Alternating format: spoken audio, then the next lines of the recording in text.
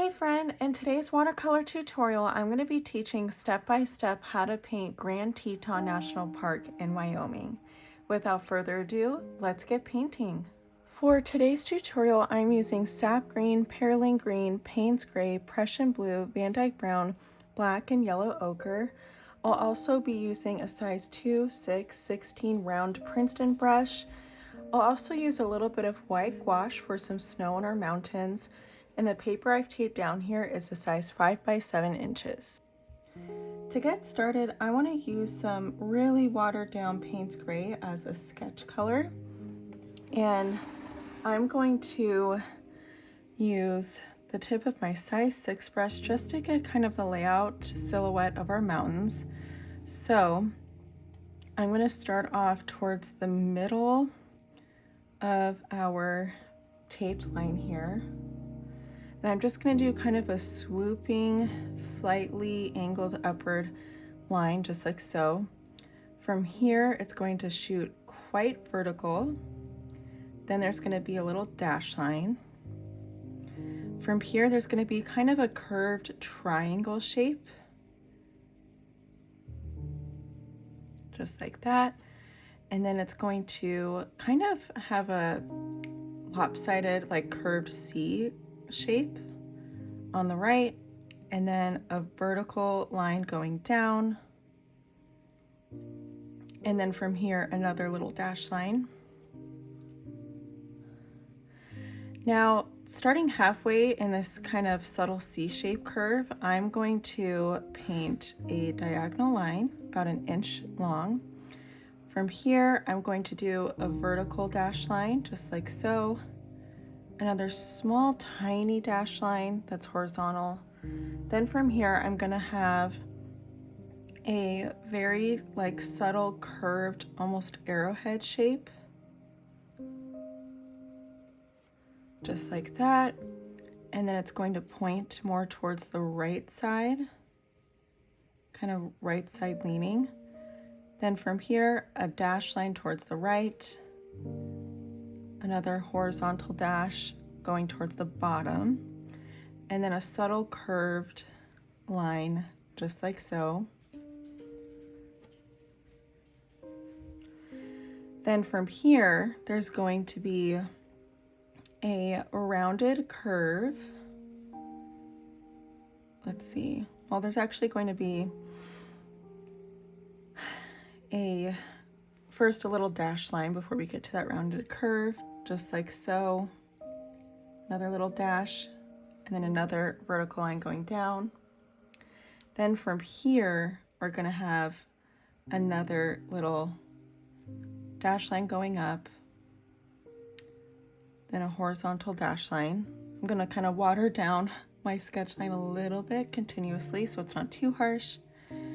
And then from here, there's just some jagged peak-like texture, so a couple little jagged marks, and then another kind of rounded triangle shape.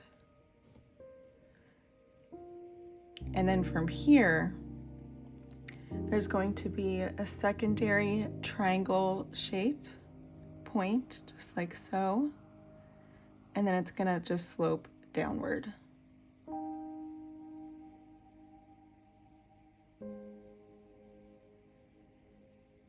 Okay, and then from here, I want to sketch just the silhouette of some other secondary details for our mountains.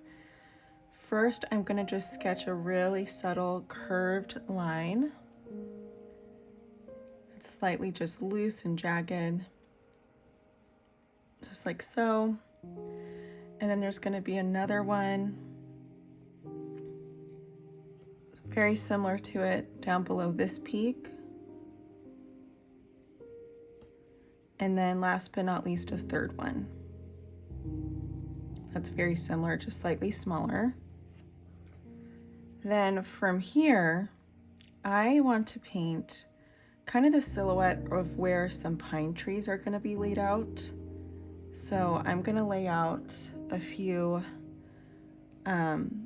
just really loose horizontal sketch lines. And I want my pine trees to be kind of small over here. They'll be about just less than 1 inch here. And then over closer towards the left and the right edge, I'm gonna bring down my sketch line just slightly to have some closer pine trees on this left and this right side. So we're just kind of getting the loose layout of our composition here. Then from here, I want to sketch out, leaving a tiny gap from the sketch line of where our small pine trees will go. I want to sketch just a subtle curve for a little river that's flowing down below. And I'm going to widen this curve towards the left and then swoop it back in towards the bottom of the page. So just like a really elongated C curve, just like so.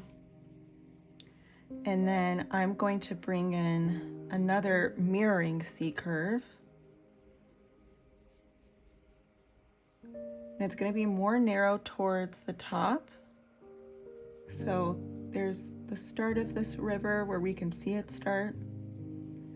And then I'm going to elongate the opening of the river all the way towards about almost the right corner page where the tape is.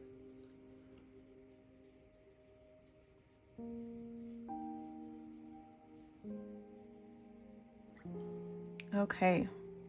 I'm just gonna kind of water down that sketch area just a little bit. And now we get started on the painting portion, now that we have kind of a loose layout for the Grand Tetons. And first thing I want to do is switch to my size 6 brush. We're going to do a sky with just a touch of Prussian Blue and some Payne's Gray. But first thing I want to do is lay out some water all over our sky, all the way to the edges of the tape, and being careful to add water along the edges of our sketch line as well.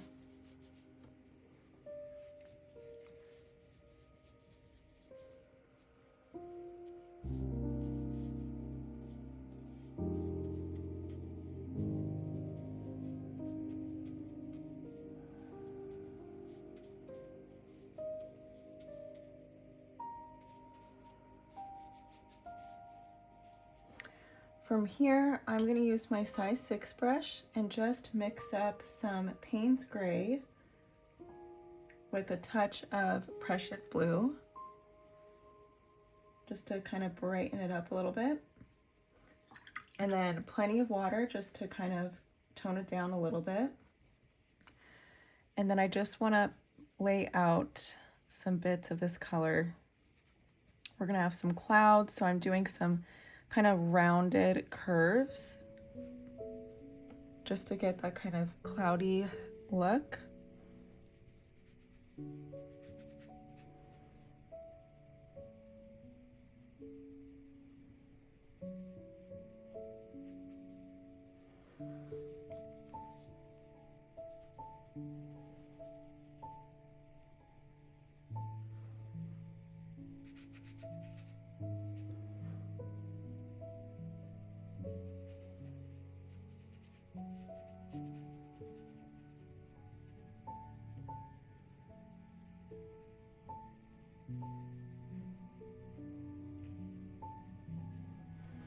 All right, and then around the edges of the clouds, I'm simply just going to take some water and just kind of buff out the transition just to kind of soften it a little bit.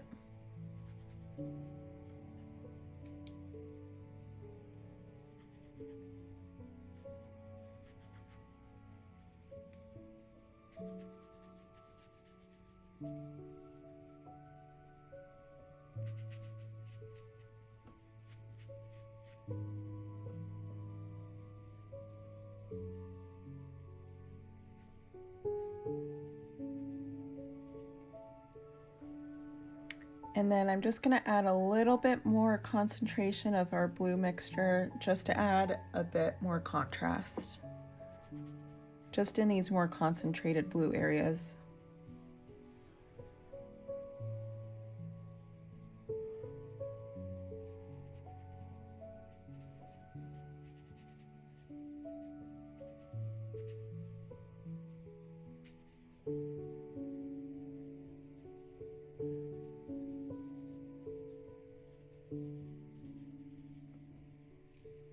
Alrighty, and while our sky sets, let's move on to our river down below.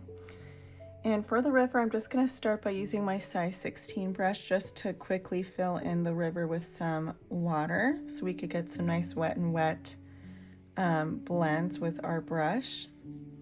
Now I'm going to switch to my size 16 brush, to my size 6 brush, and I'm going to use some Prussian Blue, and I'm just going to do a really watery, subtle base color of our Prussian Blue.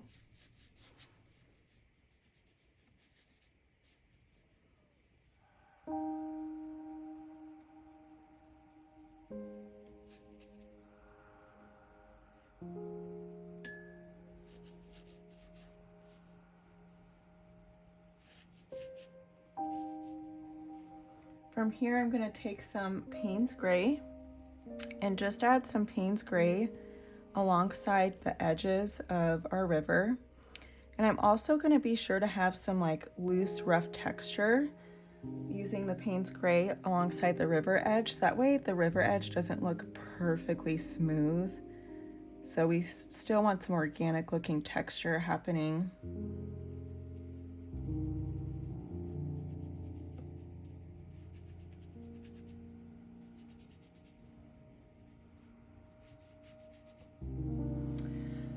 Then I'm going to take just a touch of Sap Green,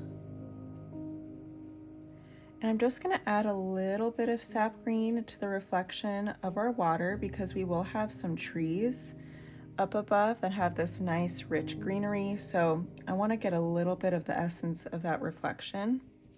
So I'm adding some towards the left area and this right area.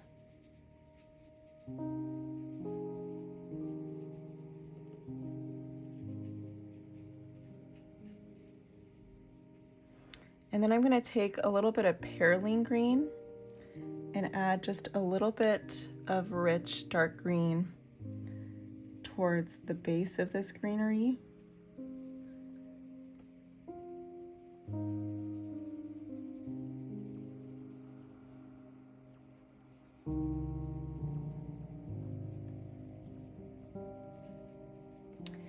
Then from here, I'm going to use my same mixture I used for my sky, the mix of the Prussian Blue and Payne's Gray, just to start to use the tip of my brush to get just a few really loose horizontal dash marks to mimic some water ripples.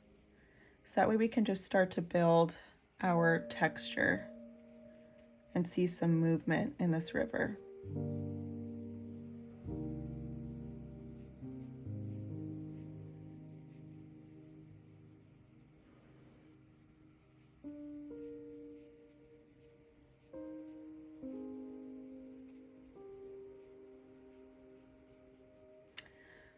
Alrighty, so I'm just gonna let this set. I may add some more ripples later, just as this dries, it'll kind of stand out a little bit more if I do some wet to dry technique there.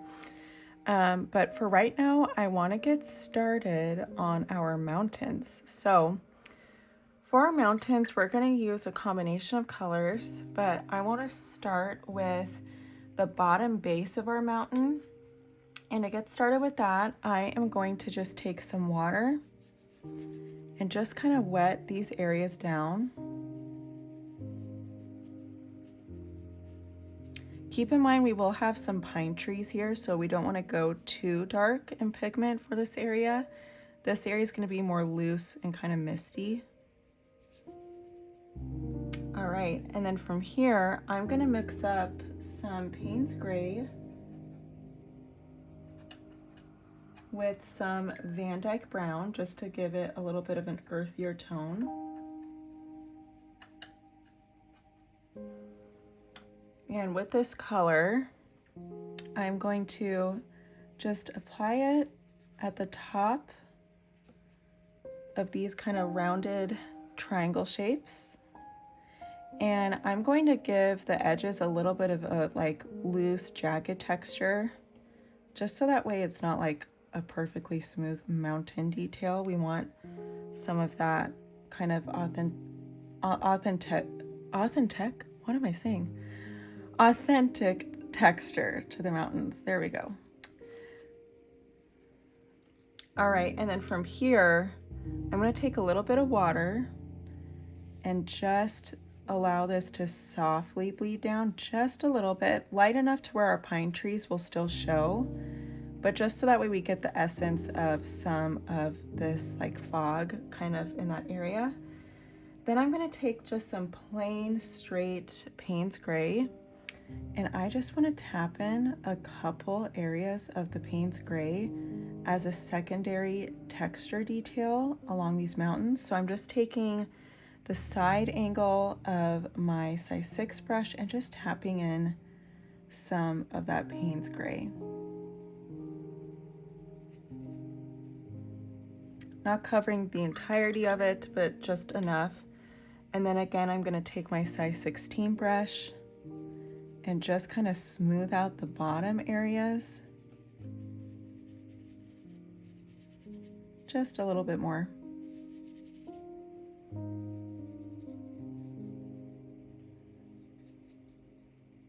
Okay, while that sets and dries, it looks like my river is done setting and drying, so I'm going to take the Prussian Blue and Payne's Gray blend color that we mixed for our sky, and just again, I'm going to go back in and add some loose ripples using that color, just doing some really simple dash lines that are horizontal and nice and irregular and textured.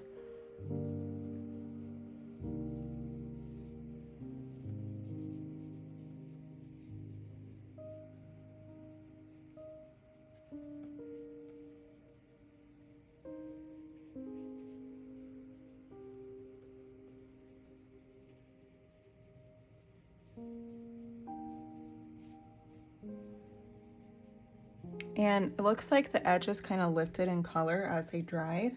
So I'm going to take a little bit of Payne's Gray and just add a secondary amount of shading overlapping slightly alongside the rim of the river.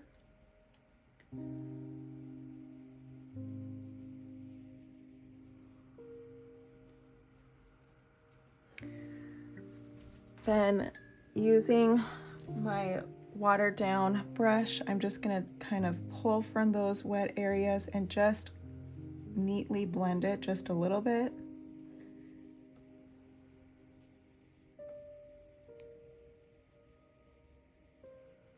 We still want some of that green to show.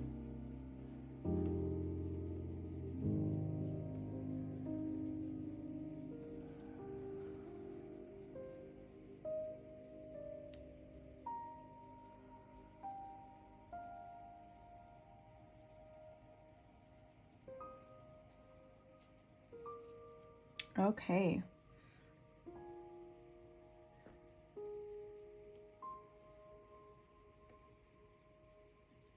Alrighty, so now from here, I am going to work on the upper mountain details.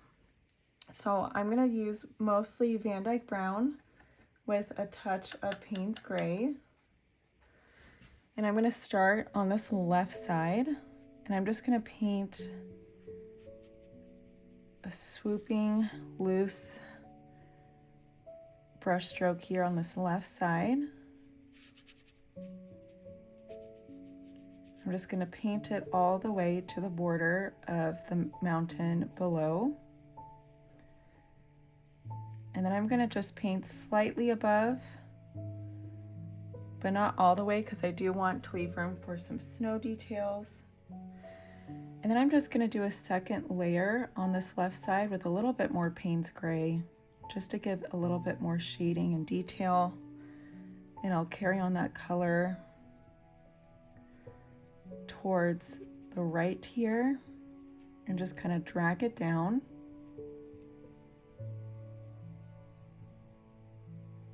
And then elongate that same color towards the right of this rounded triangle shape.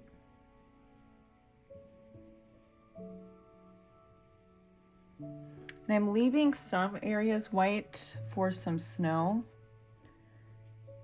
but we can also add it manually with our white gouache, which I'll also do.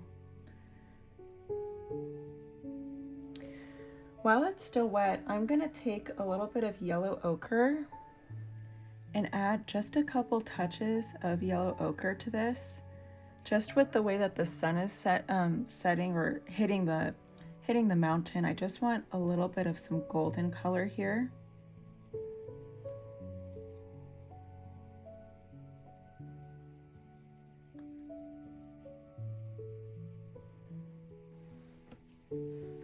And then from here, I'm going to take our VanDyke Brown and Payne's Gray mixture and just paint the right side using that blend. And then from there, I'm just going to kind of smooth out that transition and kind of bring it slightly inward.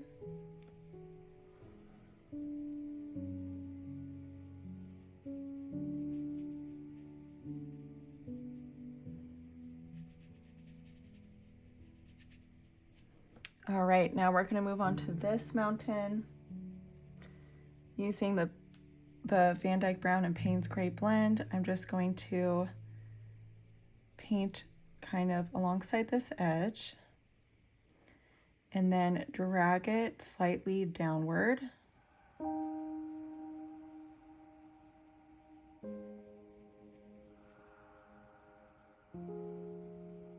And then bring it upward as well.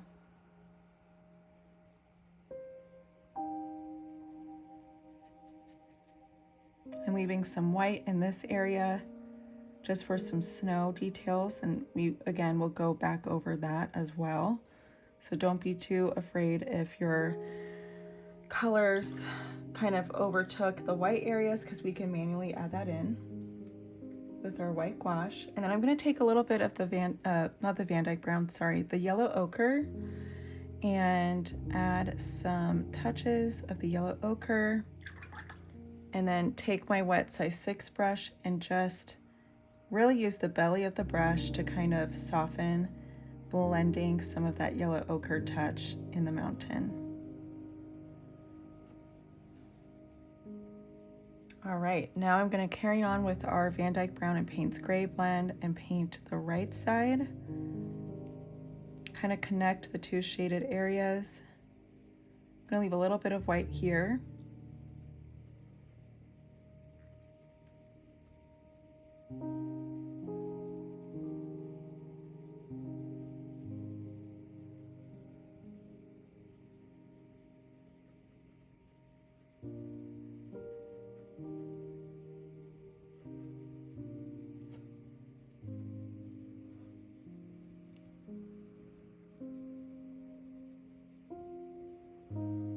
Just adding a little bit more concentrated amount of that color, and then I'm going to bring some of it more inward.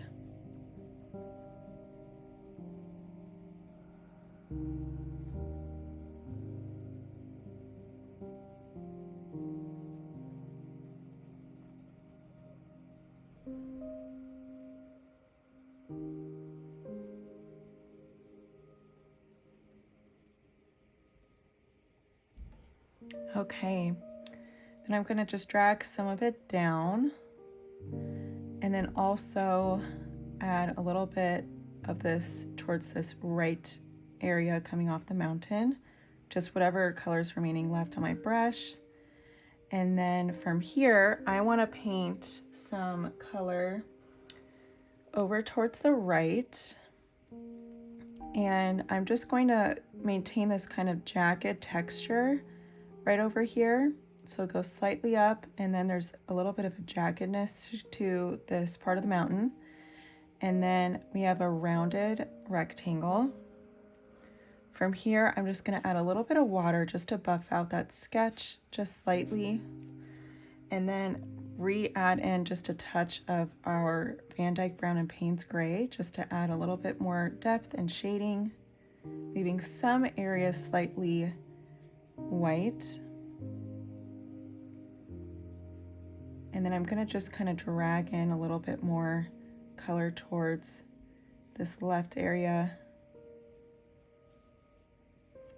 And then I want to take just a touch of the yellow ochre again and add just a touch of it to this area, and then take some water and just kind of blend it slightly just to maintain that kind of golden hue undertone.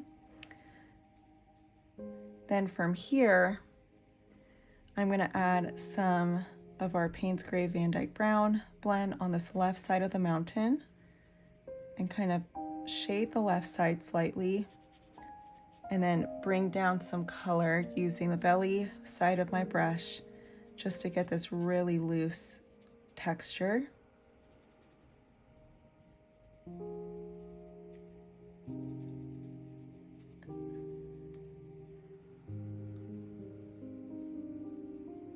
I'm going to re-add in a little bit more of our VanDyke Brown and Payne's Gray, and then add a little bit on the right edge as well. Then I'm going to take my brush and just blend out this area a little bit more.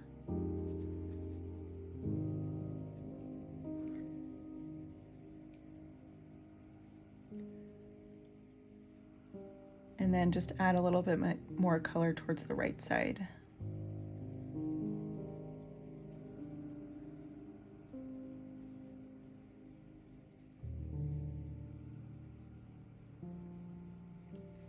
All right, from here, I want to add and remix actually some VanDyke Brown with some Payne's Gray.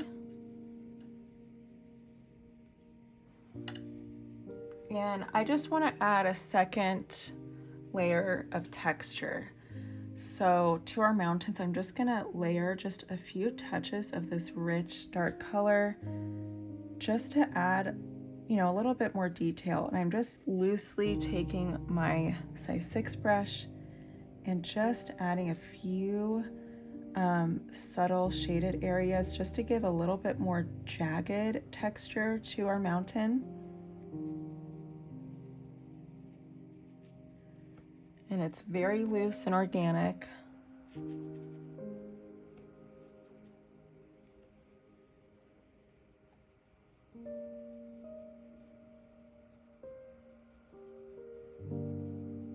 So I'm just kind of painting alongside some of these loose shapes here.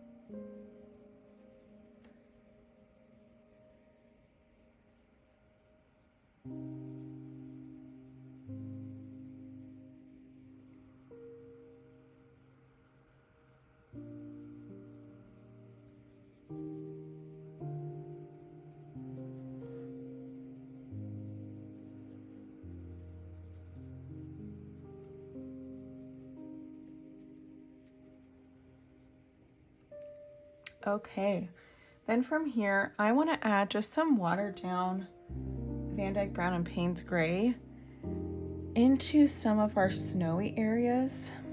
And I'm not going too crazy, but I just want a little bit of some pops of color in here.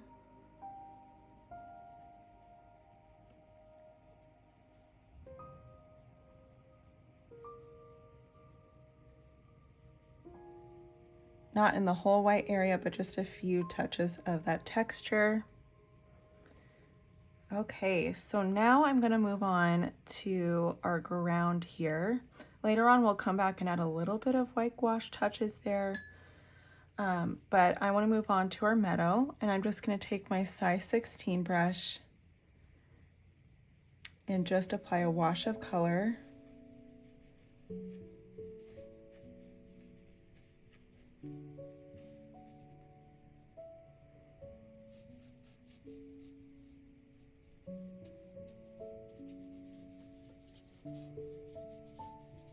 From here, I'm gonna add lots of yellow ochre as our base color.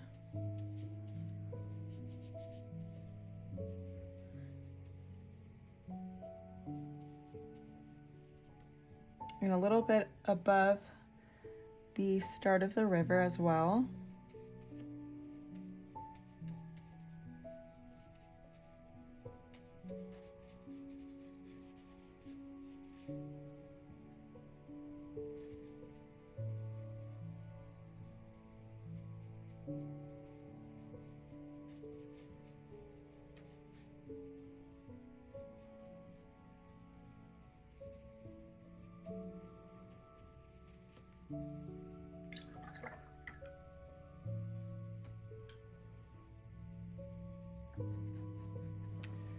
From here, I want to add some VanDyke Brown with our size 6 brush alongside the edges.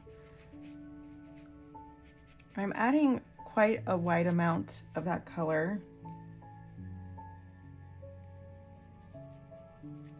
So I'm just kind of dragging it down and allowing it to kind of bleed down below, and I'm allowing just that color to be there all the way across in this curved kind of meadow shape.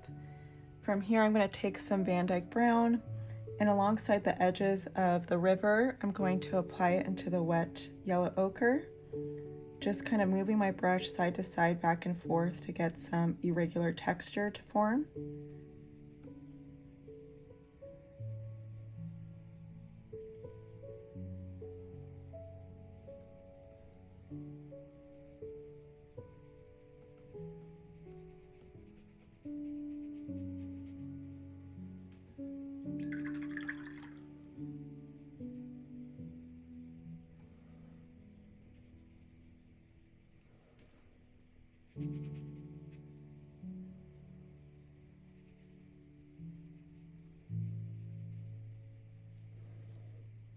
And I'll add just a little bit alongside this edge as well.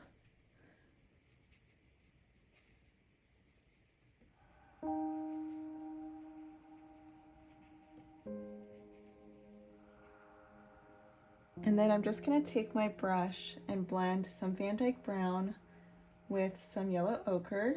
Just a little bit of VanDyke Brown can go a long way. And then I'm just going to texturize some of the meadow here, just using the tip of my brush and kind of blotting it, still allowing some pops of the yellow ochre to pop through there, but not allowing it to be just a solid color of yellow ochre. We want some variegation and texturizing in here.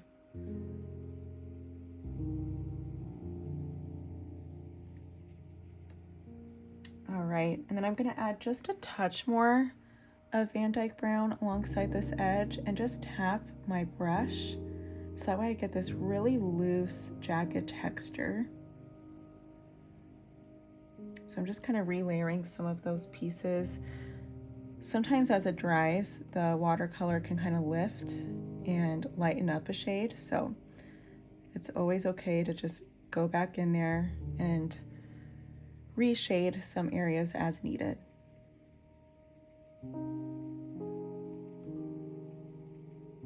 And especially alongside the rim edges of this river, I'm making sure to texturize some of that area there just so it's not perfectly smooth.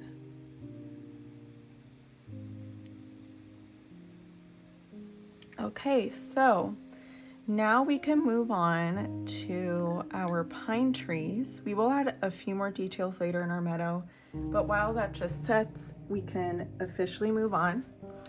And I am going to add some water using my size 6 brush in just about a 1/2 inch length. I'm just taking my brush and going all the way across.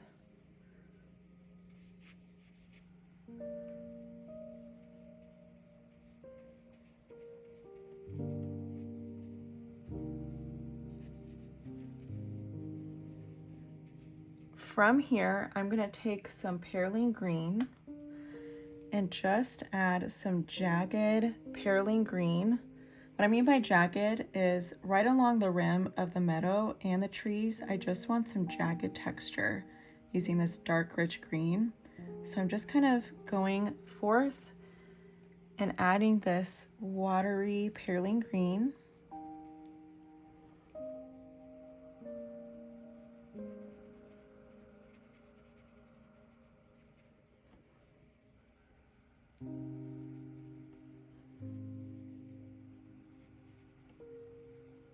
Okay, and then from here, I'm gonna take some Sap Green and just lay out a few pine trees using vertical lines just to mimic our trunks. So I'm gonna do a nice tall tree here, a medium-sized tall tree there, maybe a tall tree over towards this right area, and a medium-sized one over here. And then on this inside area, I'll have a couple taller trees. But from here, I just want some smaller ones. So I'm just gonna mimic the placement of these trees just by doing a few vertical lines, mimicking our trunks. And then from here, I'm gonna use the tip of my brush and Sap Green to paint our trees. And with our pine trees, I have done some YouTube tutorials on pine trees. I do have a beginner pine tree tutorial I'll link in the description that goes through some more thorough detail, but I'll just show right here. Alongside the top edge, I just do some really simple dash marks on either side, and it's very narrow. The dash marks are barely there towards the top point. But as I go down, I am basically in my mind picturing a cone shape, but creating that cone shape with these really loose branch silhouettes with my brush, adding some texture. You can have some of the mountain popping through, but I'm just kind of mimicking a cone shape, if you will, where the top is the most narrow point, and as it goes down, it widens towards the base gradually with texture on either side. So I'm just gonna carry on that kind of loose cone shape all throughout, keeping in mind the left and right side have the tallest pine trees, and towards this center area, we're gonna have daintier, more delicate pine trees, in which case you can absolutely switch to your size 2 brush to get those more delicate miniature pine trees that are off in the distance.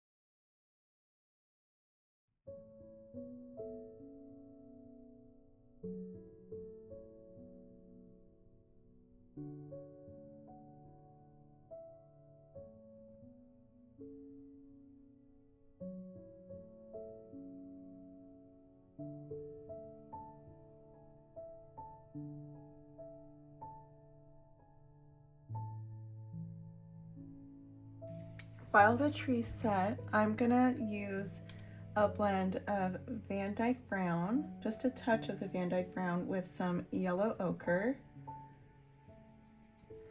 And alongside the edge of the river, I want to add just a few very wispy, like as I like to call it, brush strokes to mimic some grass, some dry grass. And I'm just doing a few vertical dash lines using the tip of my size 2 brush and some light pressure just to get some of that kind of dried grass texturizing.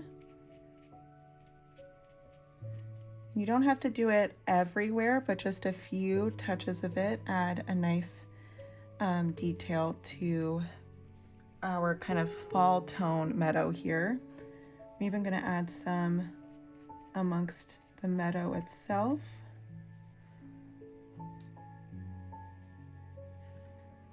And especially along the very top of the river here, I'm just going to add a little bit of texturizing here.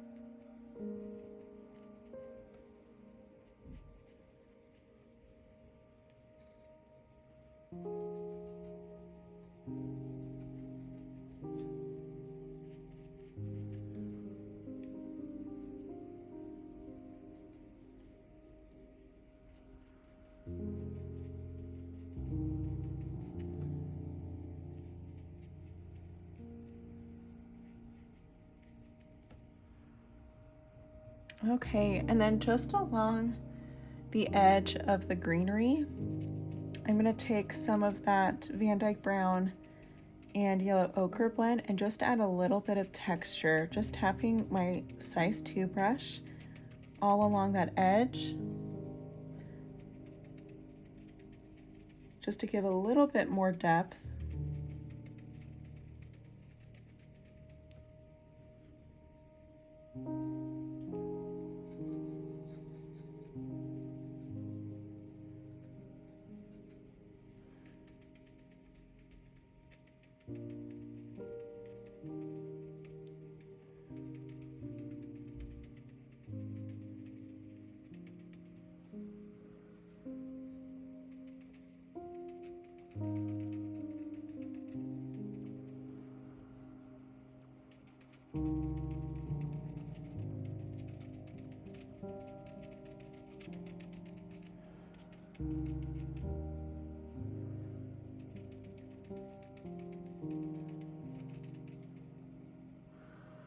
All right, next up, I'm going to use my white gouache and add a few pops of highlights using my size 2 brush to mimic a few subtle touches of snow.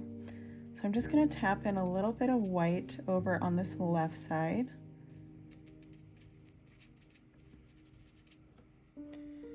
And I want to do a little bit more alongside some of the white highlights that we have from leaving some areas of the negative space to pop through of the white watercolor page background. But I'm just adding a few really loose blots of this white gouache here.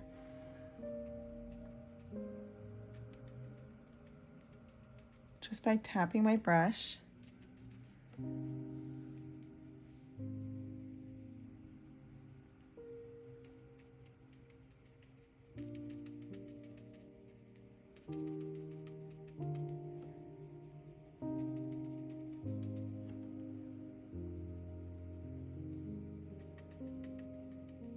And you don't have to do it everywhere, but just to add a little bit more touch of some highlighting with the snow.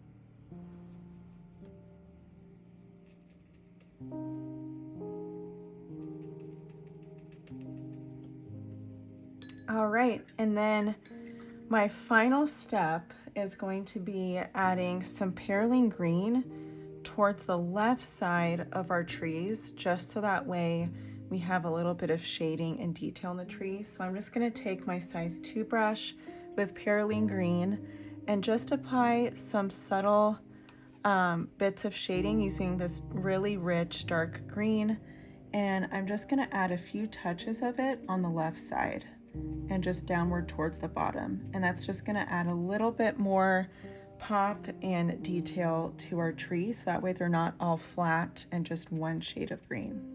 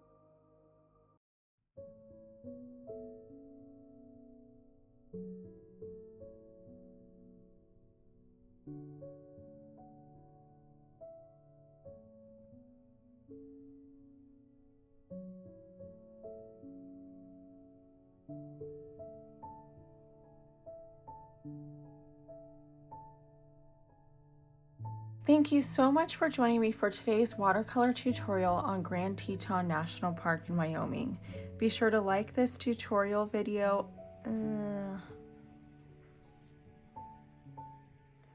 Thank you so much for joining me today for today's watercolor tutorial on Grand Teton National Park in Wyoming. Be sure to like this video and subscribe to my channel so you don't miss any further watercolor tutorials, and feel free to comment down below what kind of tutorials you would love to see next.